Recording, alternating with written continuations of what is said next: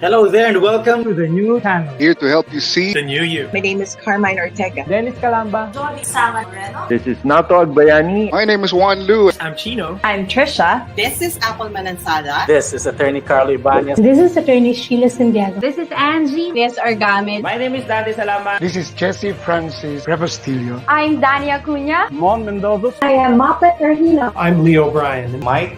Nice to be here. Sir Al Ian Barcelona. Marvin Salazar. This is Sunny Haldon. Heidi Lumainos. This is Ivan Jude. Patrick Geronimo. Alan Perez. My name is Erwin Ursua. My name is Bob. My name is Lloyd Luna and this is Future. The Talk. Usapang Buti. Family Business. The Puppet Stories. After Shift. PNC Town Hall. YOLO. Marketplace. The Home Buyer. HR Hotline. Danny Art Show. Healthline. Foreign Affairs. COVID stories. Awesome Day Show. Thank you. Money and more. Cybernext. Women at Work. Win Within. Port Project. The Big Picture.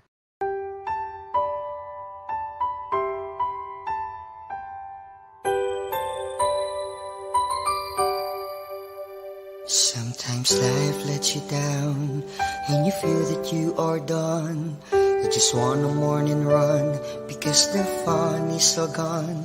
But sometimes life makes you proud when you look far and wide, when you leave the pain behind and see the brighter side.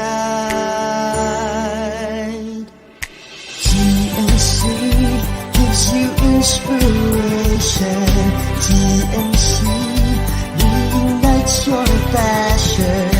TNC starts your transformation. TNC helps you see the new you. Sometimes life makes you blind and you choose something bad. You just wanna cry and hide and save your face from the crowd. But sometimes life makes you see the beauty in you and me. When you look up above, there is God and there is love.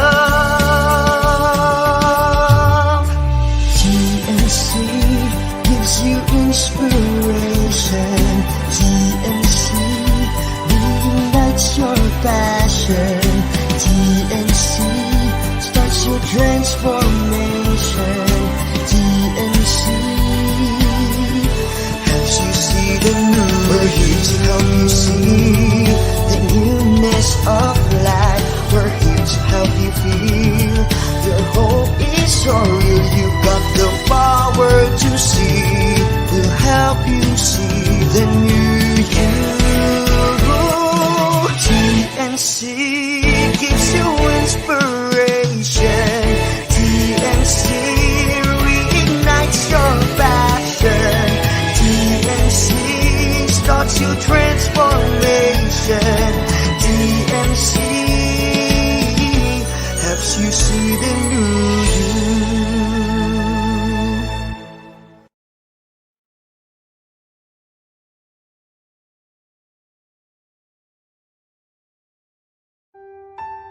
The new channel.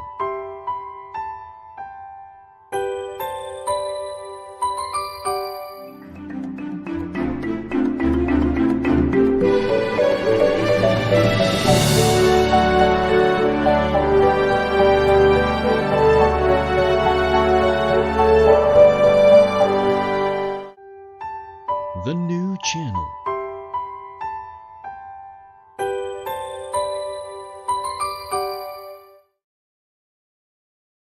The views, opinions, and insights expressed in the following show are those of the hosts, producers, guests, and viewers.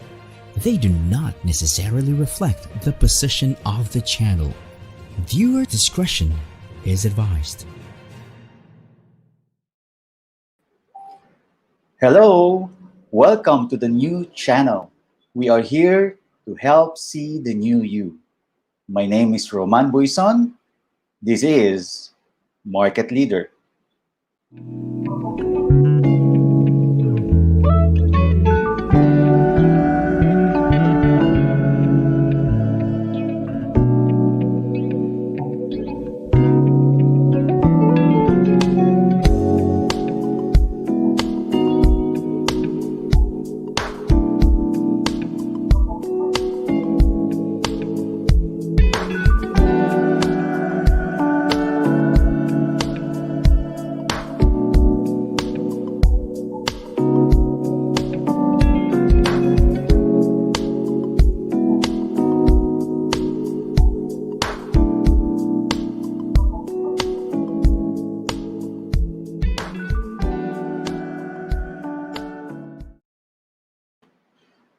Good afternoon. Welcome to Market Leader Episode 2. The show aims to inspire students, business professionals, and MSME entrepreneurs by sharing the marketing excellence of global and local market leaders. For our guest for today ay isa sa mga iniidolo ko, napakaganda ng kanyang istorya, na sana samahan niyo po ako sa pakikinig sa ating market leader for today. Ito po, panoorin po ninyo ang video nang makilala po natin ang isang natatanging market leader na gustong tumulong sa episode natin ngayon. Panoorin niyo po.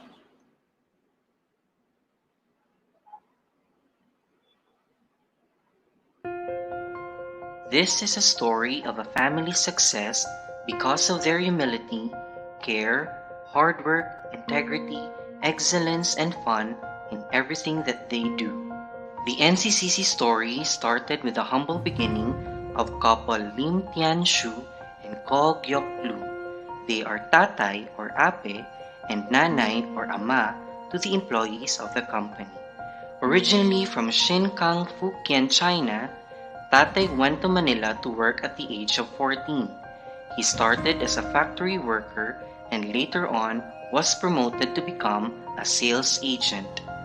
When the World War II and Japanese occupation began on December 1941, the family decided to move to Cotabato City, where they started a small business on buying and selling of freshwater eels.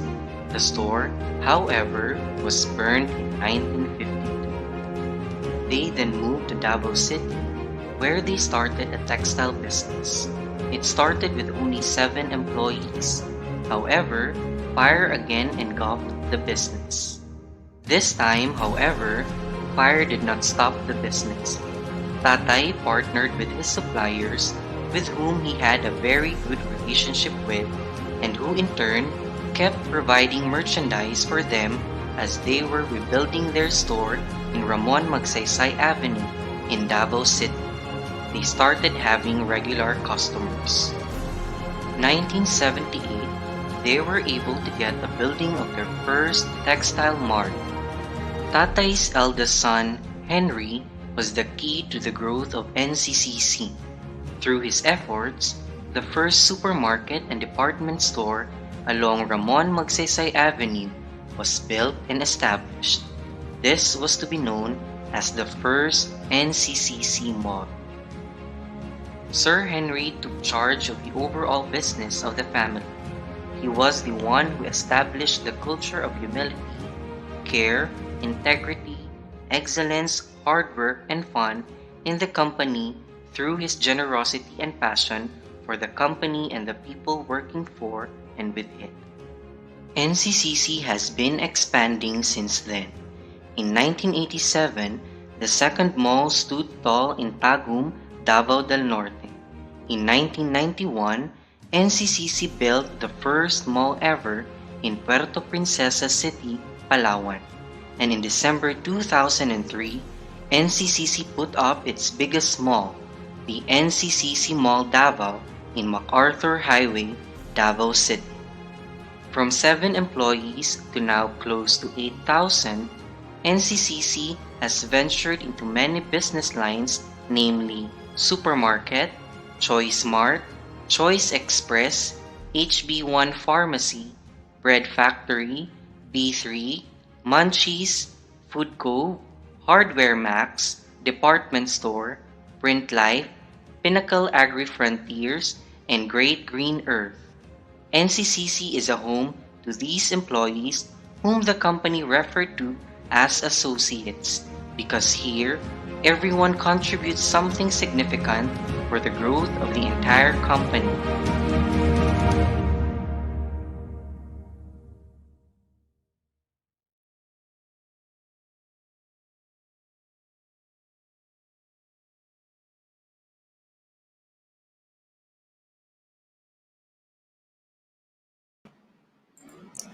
Alright, welcome back to our show.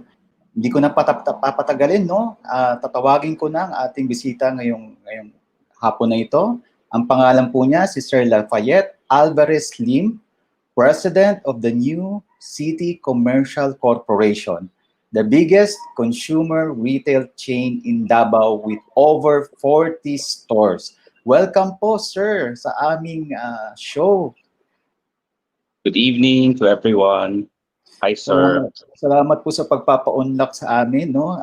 Despite na kinilabutan ako talaga doon sa nakita kong video na wow, ikaw pa lang may pinakamalaking ano, no? Talagang wow, I'm so blessed at sinuportahan mo po ang aming advocacy na kahit nung niyaya pa lang kita, sir, talagang wala pa akong maipakita sa iyo, wala pa akong maibigay na description, wala pa. Salamat po sa pagpapa-unlock sa amin sa advocacy at ito na po ay pangalawang episode kaya ang puso ko, pasensya na po mga viewers, medyo natutuwa, nanginginig na hindi ako makapaniwala. Ganyang kapala kalaki, Sir Lafayette. Pero napaka-humble niya, napaka-ano niya, and then very supportive. Sir, may tanong lang muna po ako, no? Alam naman po natin ang objective ng ating advocacy is for you to share your story in our channel, no? In the form of sharing your how did you do it, sir? Sino ba yung si Sir Lafayette? Maari siguro kilala po kayo sa inyong sa inyong Davao, pero gusto ko po kayo ipakilala sa aming taga-subaybay ngayon at ano po ba talaga inyong istorya? Pwede po pakikwento. Well, as you can see dun sa video, matagal na ang kumpanya namin since 1952. So it started with my grandfather as a textile store, and then in 1978, we opened the first New City Commercial Center, which is the supermarket and department store. Fast forward to many years after, in 2015, that's actually the time when I became the president of NCCC.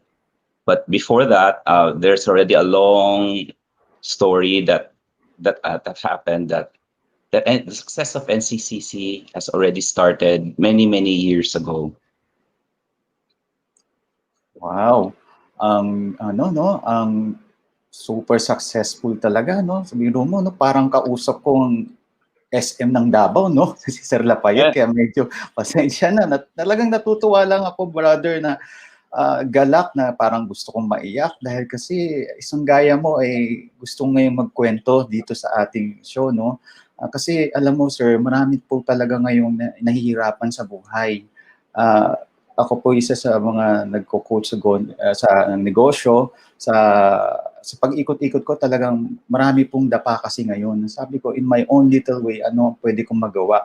Kaya itong show na to, nung diniscuss ko po sa inyo, kumbaga, kayo yung mga nandiyan sa market leader, papansinin kaya ako ng mga market leaders, simple lang, sir, pwede niyo ba kami tulungan? Kasi para po sa akin, sir, masarap kwentuhan ngayon ang mga nawawalan ng lakas ng loob, bagsak ang business. Alam niyo po yan, ang dami. Kaya buti na lang po may nag-support dito sa advocacy ko at binagkalooban din po ako ng ganitong programa. Kaya galak ako tapos hindi ko rin alam kung may papansin sa akin. Pero salamat po sa support, sir. Hindi ko po kayo makakalimutan. Anyway, sir, nakwento niyo po sa gusto ko munang tanungin, sir, kung yung mga ikaw as Lafayette, wag mo na yung business. Pwede mo bang ikwento yung buhay mo, sir, sa amin? Kasi for sure, ano yung mga naging challenges mo? Paano lumabas yung Lafayette Alvarez Lim na president na nasa harap sa amin ngayon? Well, let's see. I took up my college education sa De La Salle University ng 1990. I graduated in 1994, BS Computer Science, major Information Technology. After ako nag-graduate, I actually wanted to take a 1 or 2 month break. But then less than a month after my graduation, my father brought me to this office of his friend, and then right there and then nagkaroon ako ng trabaho. And actually, that was actually as far away in Pampanga kasi Duty-Free Philippines was opening their first Duty-Free Philippines doon sa Clark Field, Pampanga. It was going to open in December, and I was already with them October. So I spent most of the 2 months in Pampanga in a rented house, and then setting up the POS machines and everything that needs to be done to set up the system for a supermarket. And then yun, nag-open man ng December. And I remember it was really very difficult kasi in the house where we stayed, the staff house, it was only us, so we had to wash our own clothes. Buti na lang some of my companions can cook, so meron kami makain. And then when the store opened, sa akin iniwan yung susi. So as early morning, I have to open the store, and then when the operations are ongoing, and then at the end, when everybody leaves, they would lock me inside because I have to stay inside to print the reports and do all of this stuff. And then when I'm done, I will have to call them to open the gate so I could leave, I could go out.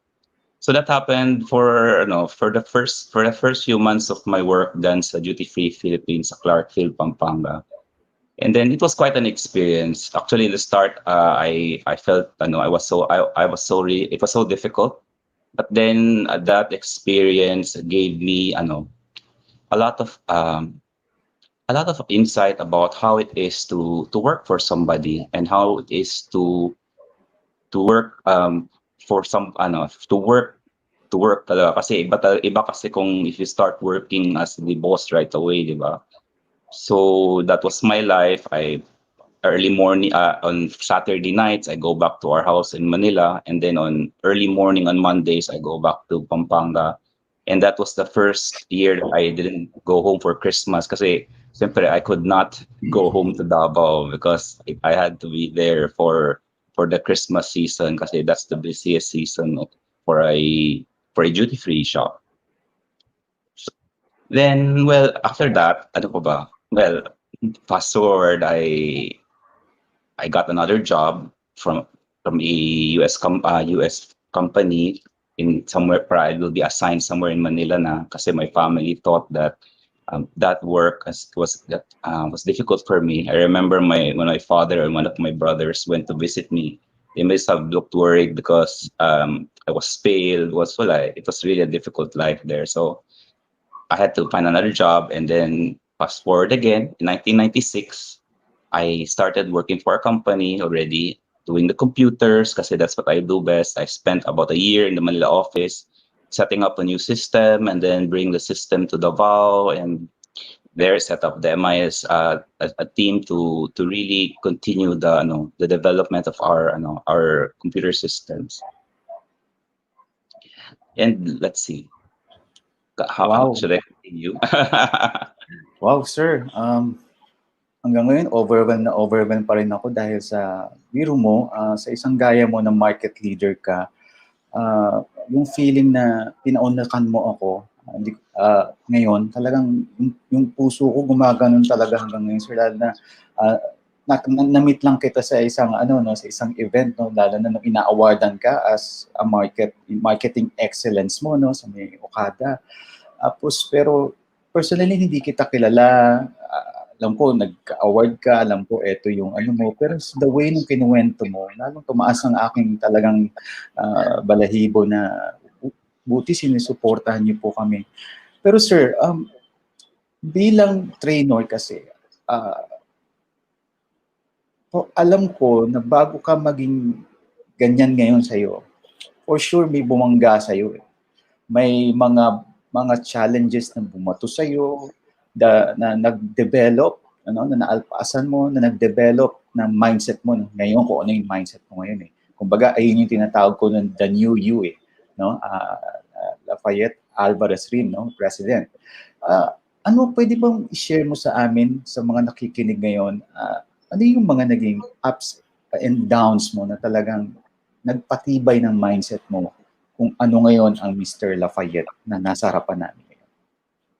Wow, let's see.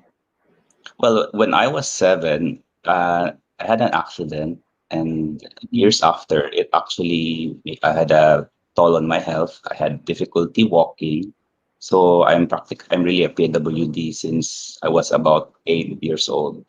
And then growing up, it was difficult, of course. But then there are many. Growing up, I grew up already exposed to the company. Frequently go to my with my mom to her office, and then sometimes during summer I work at the supermarket. I remember packing bags, the groceries, and helping make shake, make waffles, and many other little jobs that I tried to do in the company. When I was in college, I remember it was 1991. Was it 1991? 1991 when there was the first mall in Davao was opened, the biggest store. It was Victoria Plaza, and of course I was still in Manila, but I heard about the worry that our company had that, oh no, it would affect our business.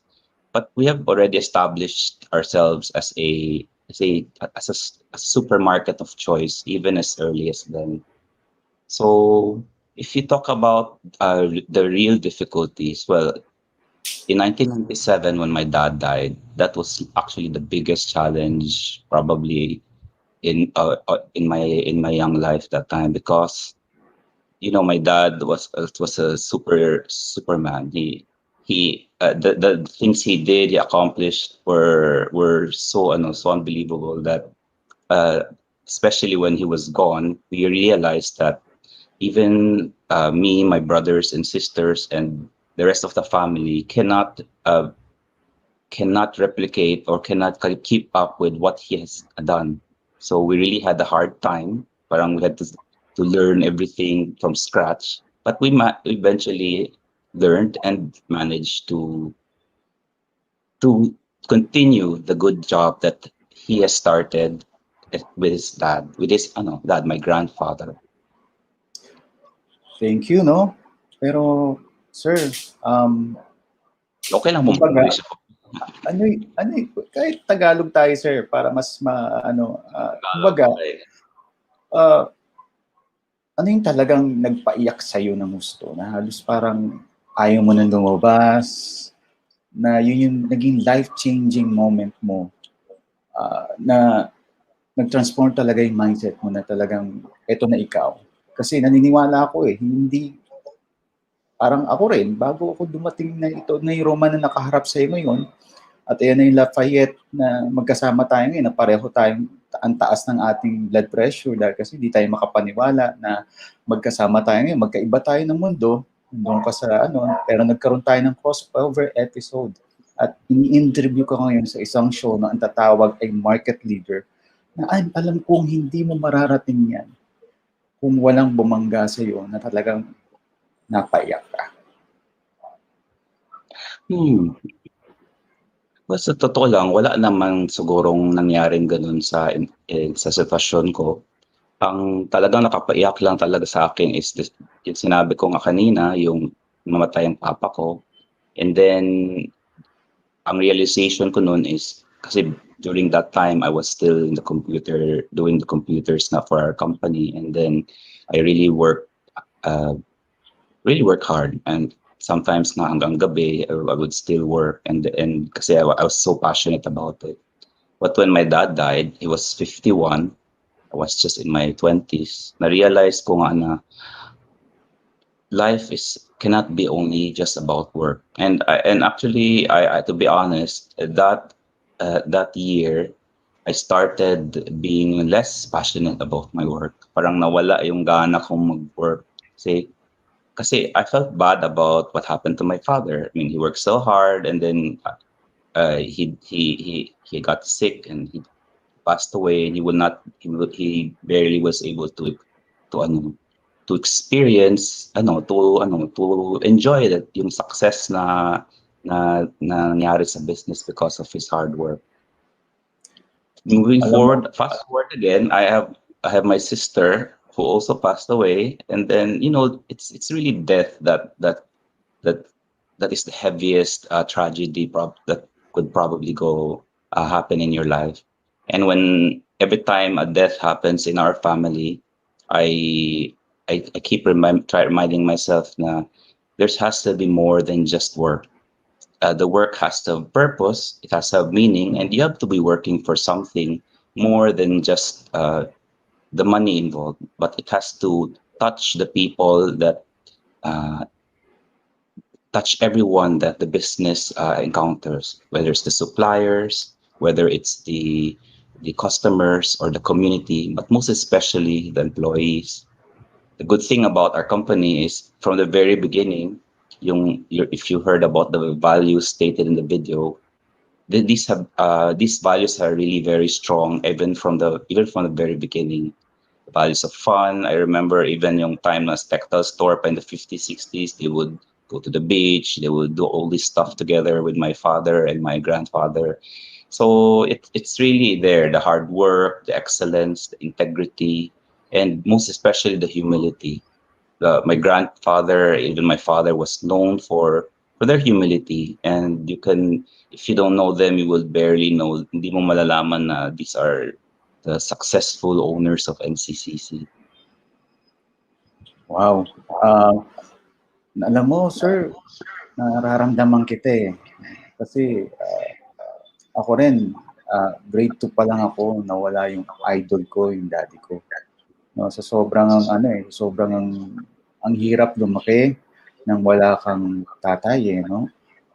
Para bang naghahanap ako lagi ng parang lalo na pag sa mga schools, event, may andyan yung daddy ng mga kaklase mo, and then ayun, lalo na pag nawala yung breadwinner mo sa inyo, dami yung pinagdaanan, no?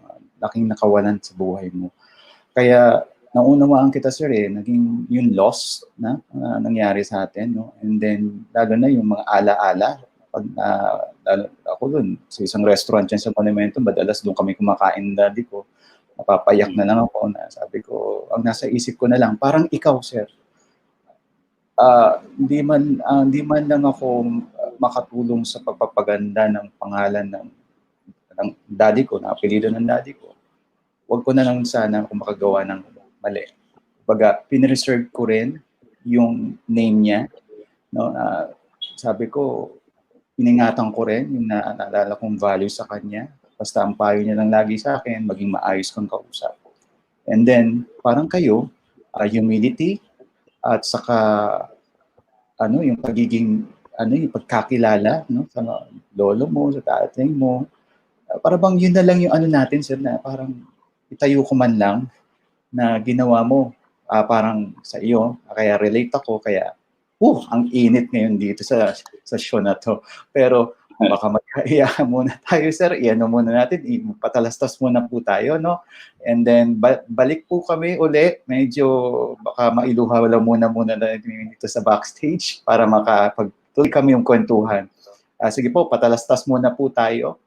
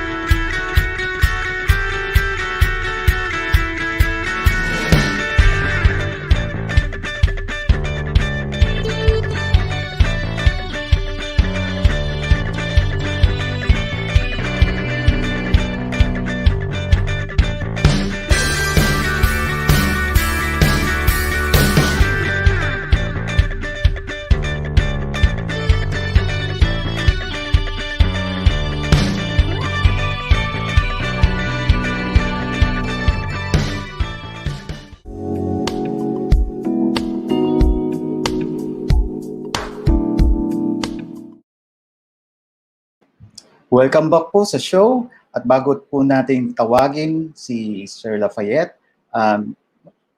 babanggitin ko lang muna po ang mga iba't ibang programang mapapanood niyo po dito sa TNC.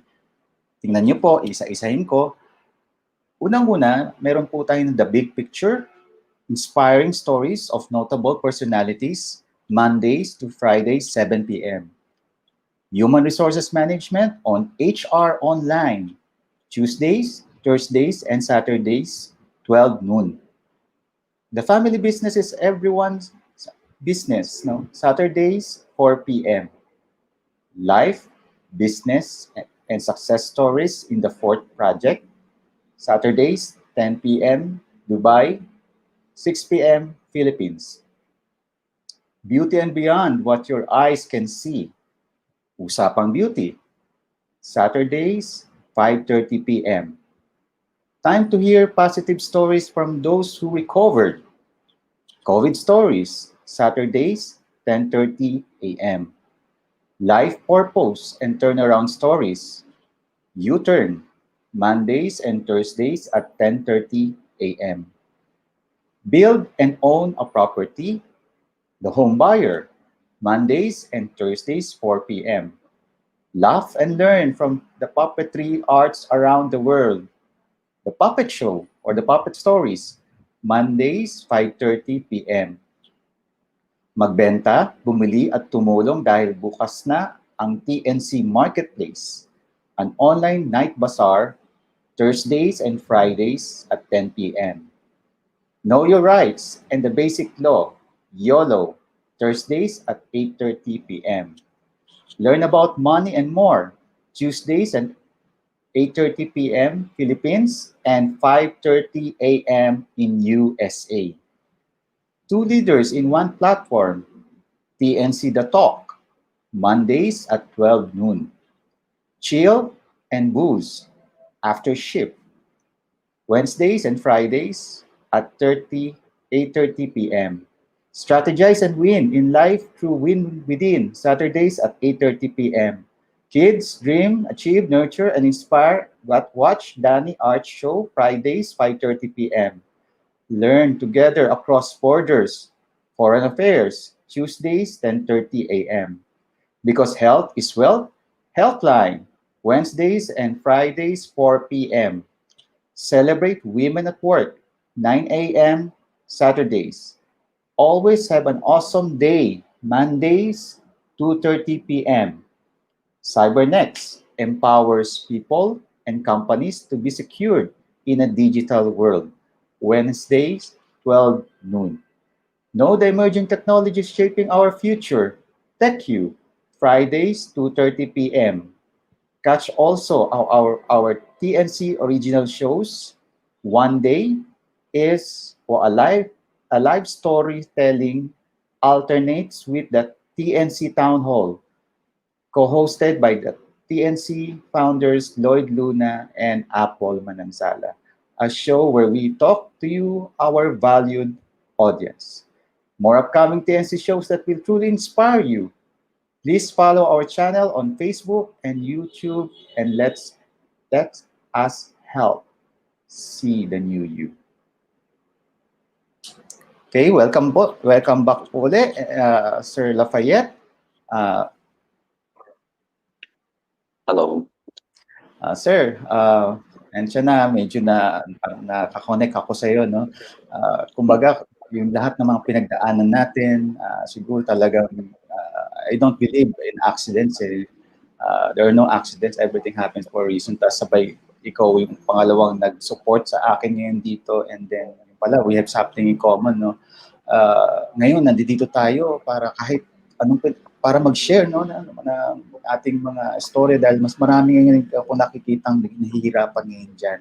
Ang purpose kasi ng aking show is ma-connect kita as a market leader, sa business professional, sa entrepreneur, at sa mga nangangarap sa buhay, no.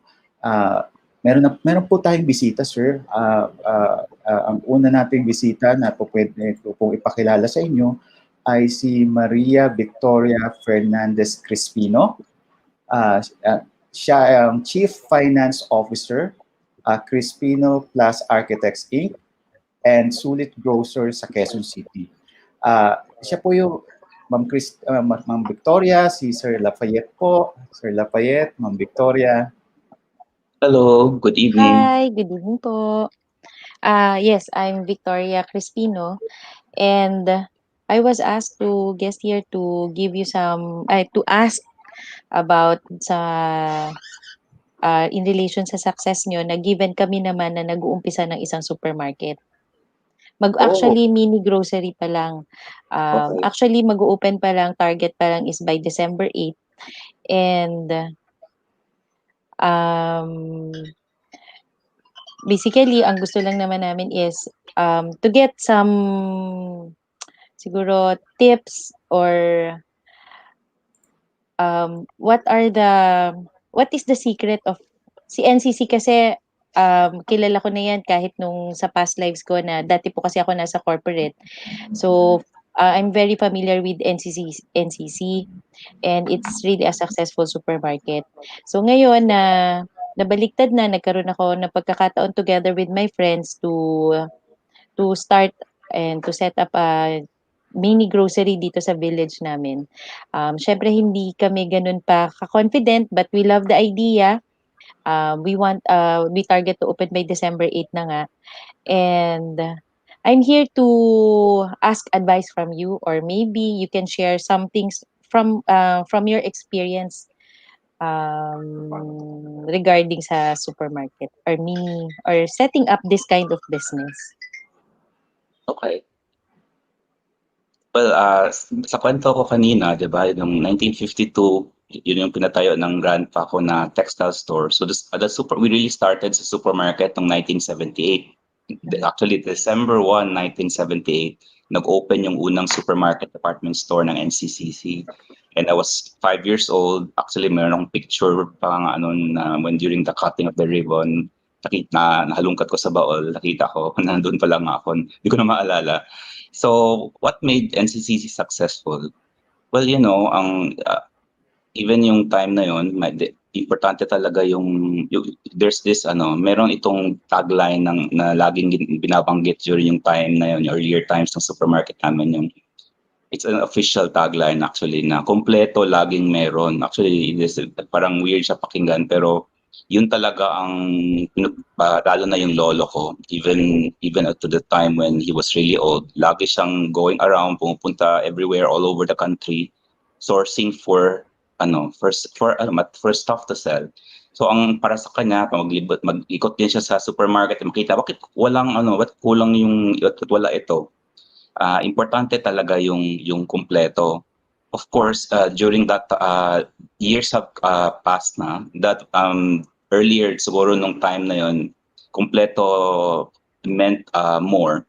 Kasi at this time, of course, you cannot really carry everything. So, ang importante talaga ngayon is dapat alam mo sino yung binebentahan mo. If you're in your village, ano yung market ninyo? Like kami, alam na ang CDE market talaga ang biggest market even in our city that time, although nag-increase na yung mga middle class and higher class people. But if you know who your market is, dapat yun ang you have to make sure your pricing and your service will match doon sa market mo. So you need to alamin ba dapat ano yung gustong bilhin ng mga tao doon sa village niyo or sa area where tayo yung supermarket niyo.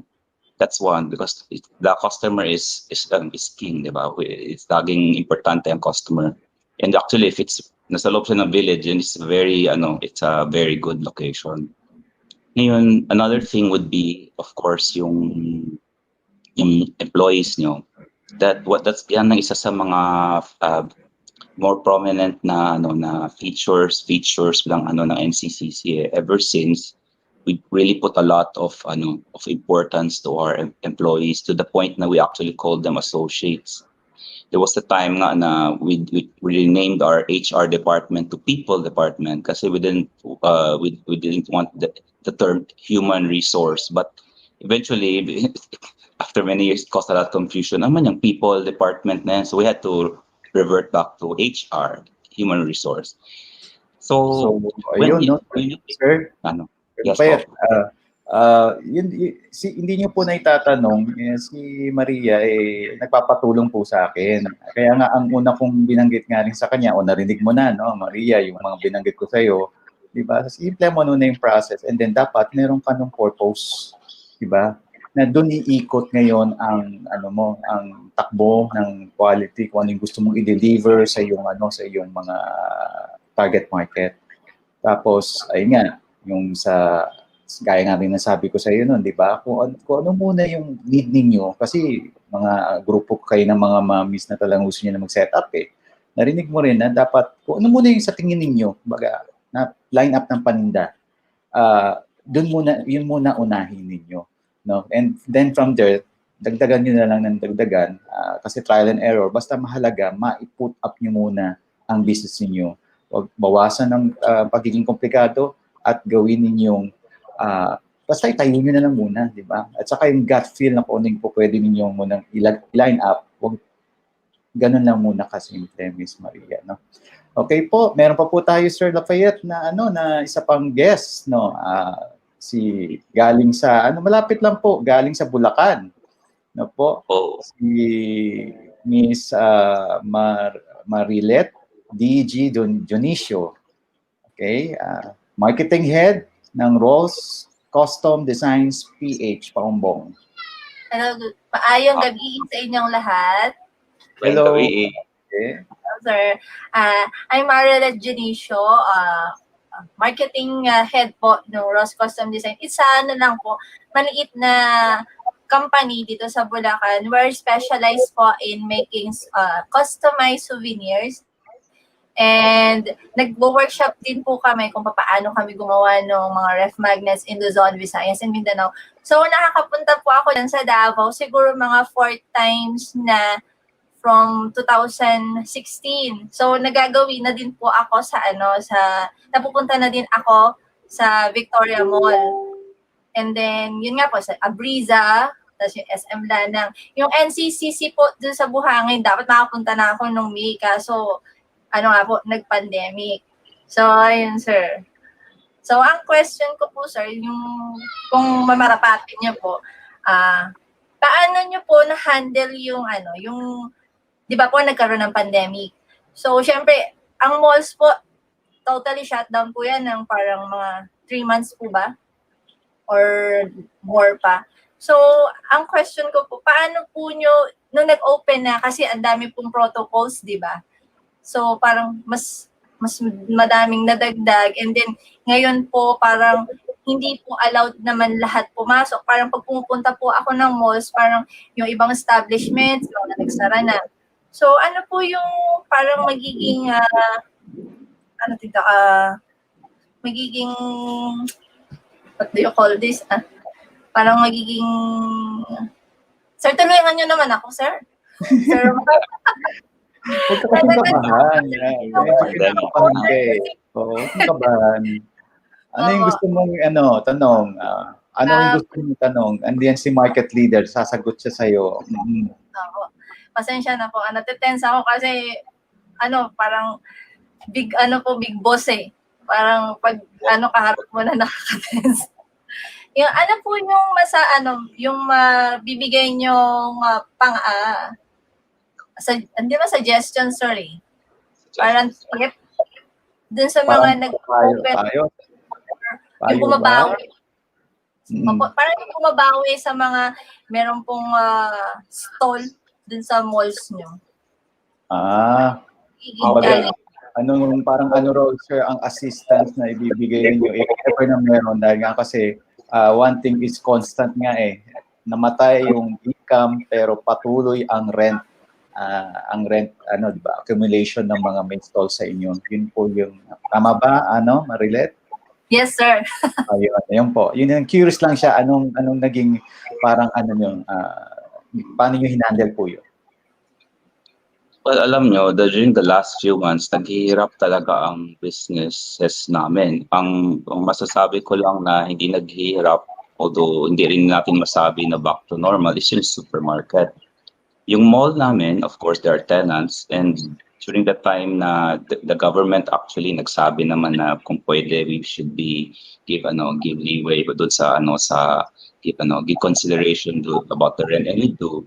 So we are very sensitive. Tinitingnan namin lalo na yung nag-reopen na kung nakikita naman namin na yung tenant na yun ay talagang naghihirap kasi hindi na bumalik yung kanilang normal na na foot traffic, and yung customers na dati ay pumupunta hindi na masyadong pumupunta.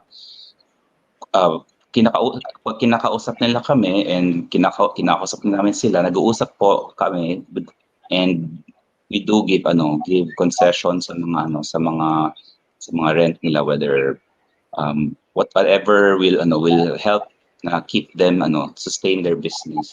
So we're very sensitive to their needs talaga. So kung kailangan talaga nila nahirapan talaga sila, we give them whatever we can para they can continue operating. Okay, maraming salamat. At least nakita natin na talagang meron ring support, kasi kahit kung ako may-ari, di ba, lahat naghihirap. At kumbaga, ito lang ay patunay na may puso talaga ang NCC, na yun ang talagang isa sa mga qualities na kung bakit sila successful hanggang ngayon. Sige po, huwag ka munang umalis, Marilet, no? Meron pa po tayong bisita, sir, no? Isa pa po, no? Medyo kinlabutan din ako dito sa bisita natin ito, kasi nung nag-aaral po ako, ito po yung location kung saan ginagawa ko siyang library.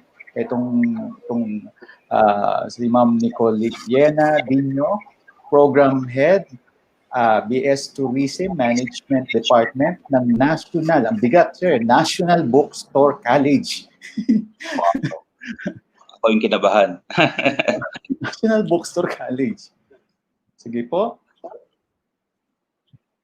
Well, mukhang ayan. Hello, ma'am. Welcome po sa market leader, no? Talagang kahit si Mr. Lafayette siguro alam niya yung memories ng National Bookstore. Oo naman. Good evening, Sir Roman. Good evening, Sir Lafayette. Good evening. I'm Nico Dino. Nicolina, so long, Sir Roman.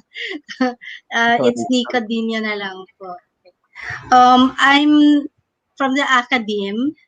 So what my question is, I was really listening to you intently, Sir Lafayette. So I was just stuck with your story about your physical disability, yung difficulty of walking.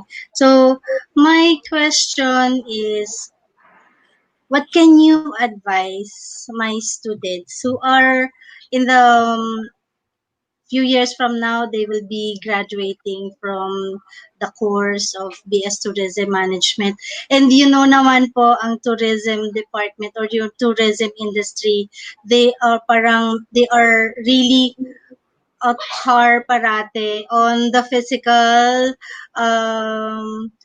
qualifications, right po. So I just would like to know, what can you advise them who are not so qualified, if I may say, with regards to their physical qualifications? A lot of students kasi from my course would want to be employed in the airline industry.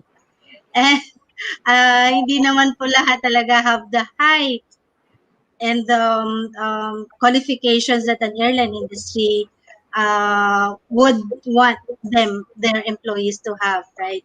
So what can you suggest, or what advice can you give my students to overcome yung mga difficulties or physical disabilities or something like that, or mga ganun po?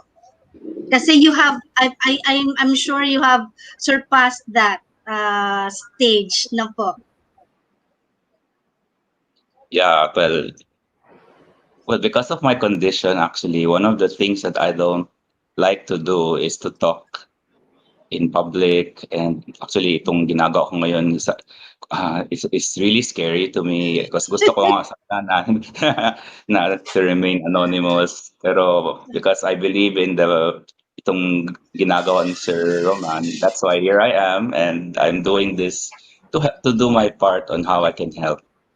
Ngayon, of course, ang problema natin ngayon is the limitations na sinabi mo, lalo na yung specific example mo, yung airline industry. Unless na mag-change ng requirements ang airline industry, then it's probably not something na it's for them to aspire for. But there are a lot of things you can aspire for. Ang maganda nga ngayon, every now and then I see this inspirational videos of PWDs who accomplish amazing things. Pinsan pag pinapanood ko sila, na inisip ko nga na, ay naku, I could do more, but I'm just lazy, or I'm just I don't do enough. Kasi ang daming mga PWDs who accomplish so many amazing things. So you can achieve what you want to achieve, but of course, there are many things that you can do that are amazing. You just have to, of course, work with the limitations of the world.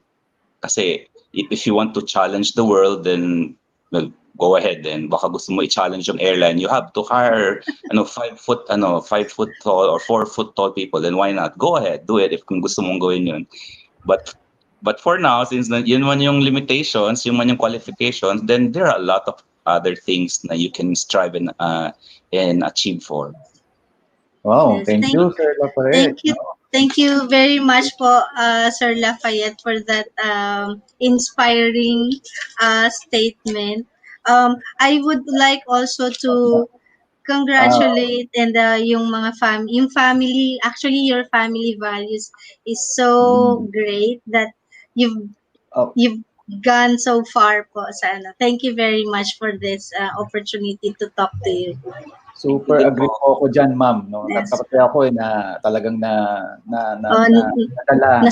Na-starstruck si Sir Roman. Kaya patalastas muna po tayo, balik po tayo at tuloy natin ang ating kwentuhan. Huwag muna po kayong umalis at babalik po kami. Sandali lang po ito.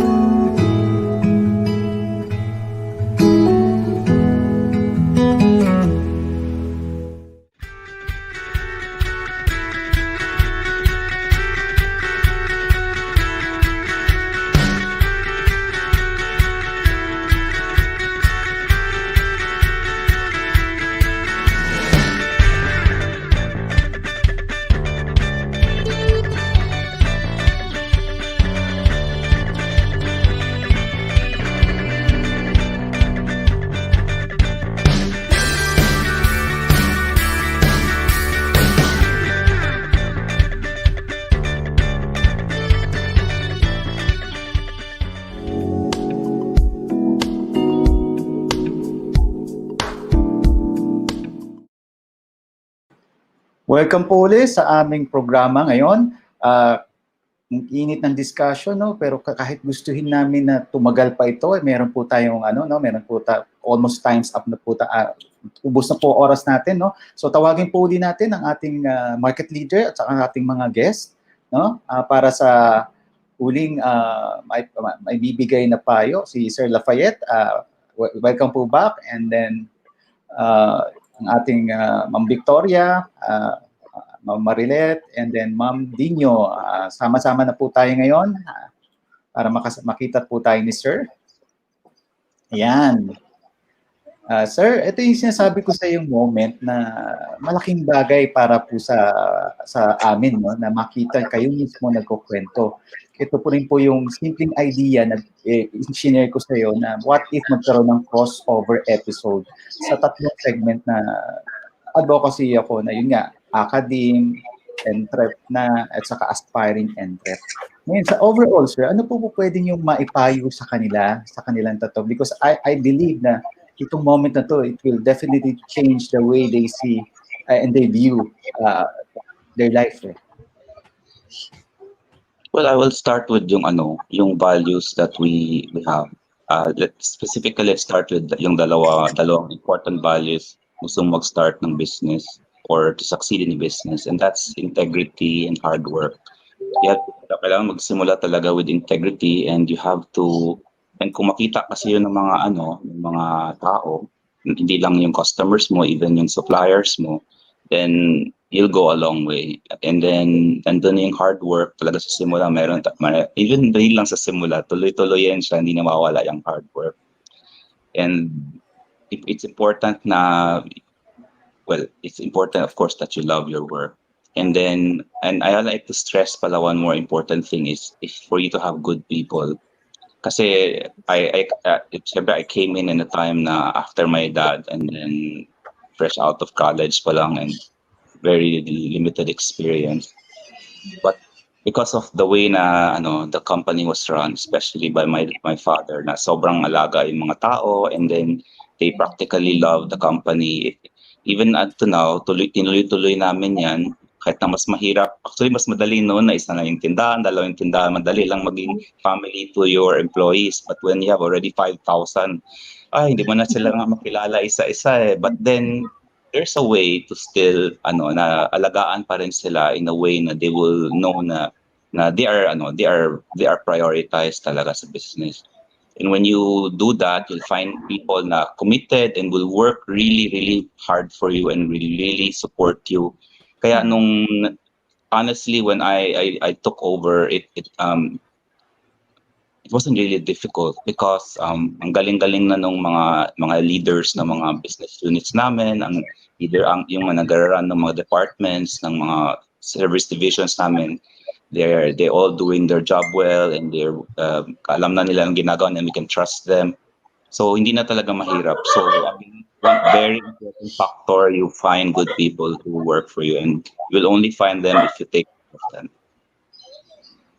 Okay, marami pong salamat, no, Sir Lafayette, at sa ating mga bisita, Ma'am Victoria, Ma'am Marilet, and then Ma'am Dinyo, sa pagtagkilik ng aming episode 2. Medyo mainit yung at medyo talagang matandami pa dahil kumbaga sa nagsisimulang idea overwhelmed tayo sa mga taong tumatangkilik at sumusuporta ng gaya ninyo. Marami pong salamat sa suporta, and Sir, Sir Lafayette, no, marami rin pong salamat. Sana po wag po kayong madadala at lagi niyo po kaming patuloy na susuportahan dito sa aming program. So, mga viewers, no, narinig nyo sa mga panibagong episode ng ating market leader na kung saan yung market leader mismo ang narinig mo nagkukwento sa iyo. So, ang pinaka-summary lang po na aalala ko pag kayo magkatulog o kahit anuman ang inyong advokasya, una kailangan ng puso. No? At may kailangan din kayong integrity. Kumbaga, maayos kayong kausap. At narinig ko nga kay Sir Lafayette ay yung tinatawag na values. No? Tama po, Sir Lafayette, na-capture ko yung tatlo. No? And then, integrity, people, and then purpose sa life. No? Meron pa po ba kayong, ngayon, ako naman ang huling magtatanong. Kamusta naman po, tunahin po natin yung pagkasunod-sunod, si Ma'am Victoria muna, and then sunod si Ma'am Marilet, and then si Ma'am Dinyo, and then huli-huli po kayo, Sir, as a trainer kasi tatanong ako, how was it naman? Ano naman ang masasabi niyo dito sa simpleng concept ng na-experience niyo ngayon dito sa ating market leader? Okay, I'll start. Me, I'm very privileged. I'm so surprised with this experience. I also didn't expect about this on how it will go about. I was just invited. I was just asked to prepare at least 3 questions. I don't even know who will I ask. So when I saw from the start of the show, when I was looking at the story of Mr. Lafayette, I was really inspired. And this kind of show, I think, will really inspire a lot of maybe let's call it newbies who are just starting to become an entrepreneur. um your story is really parang your story, Mr. Lafayette, your family's business can inspire a lot of entrepreneurs to do business not just because of profit but also thinking of people. So nakita ko lang na you were able to manage your success through your heart, no, through the family's advocacy of really loving and passion sa work at the same time, not discounting the people's welfare. So thank you. So, salamat po. Kayo naman po, Ma'am Marilet, from Bulacan. Ayan. Sobrang thankful ko po na nakasama at nakausap ko po kayo, Sir Lafayette. Kasi as a micro and a small entrepreneur po, nag-start pa lang po kasi kami. So, yung katulad na tao nyo po, parang andito kami sa baba, tapos kayo nandun sa taas, parang wow. Parang ano po siya, pangarap namin, yung estado nyo po ngayon, pangarap naming mga maliliit pa lang. So, sana, yung family values nyo po, katulad ko, may anak ako, sana yung mga anak ko po, ipagpatuloy nila kung ano yung sinimula namin mag-asawa. Kasi, sa ngayon po kami dalawa pa lang mag-asawa yung nagbi-build nung company po. So, nung meron pa lang kami isang project na parang nag-hire. So, kayo po, sabi nyo, from 7 persons, ngayon, parang 4,000 na po yung mga ano nyo po. So, parang thankful po. At yung show po na to, sana makatulong din sa mga katulad namin na micro-entrepreneurs po na mag-strive na parang dahil ba dito sa mga nagiging situation, hihinto na or kailangan magsumika pa para marating po yung mga yung katulad ng mga nakakausap namin. So, thank you po, Sir and Sir Roman, for this opportunity po. Marami rin po salamat. Ma'am Dinyo, kayo naman po. Good evening again. I just would like to thank Sir Roman for this opportunity that I'm part of this show. Actually, I don't have any idea what the show is all about. I was asking him a while ago earlier. But hearing Sir Lafayette, parang it's so inspiring, truly life-changing life story, success story, your perseverance, the value of perseverance that was instilled sa inyo early on by your grandparents and then your parents, and the family atmosphere that's being shared actually until now sa NCCC. From your story, I got that kind of value. Parang it's an employee's dream to be part of dun sa company na ganon. I would love my students to be part of that kind of company pagka nag-graduate sila and they'll be looking for a job. And also, I would also want to commend your family for training you, Sir Lafayette, of yung experience that they allowed you to experience the lowest position in the company. No, na hindi ka nilagay agad-agad sa mataas na position, but they allowed you to experience the lowest position and you learn from it.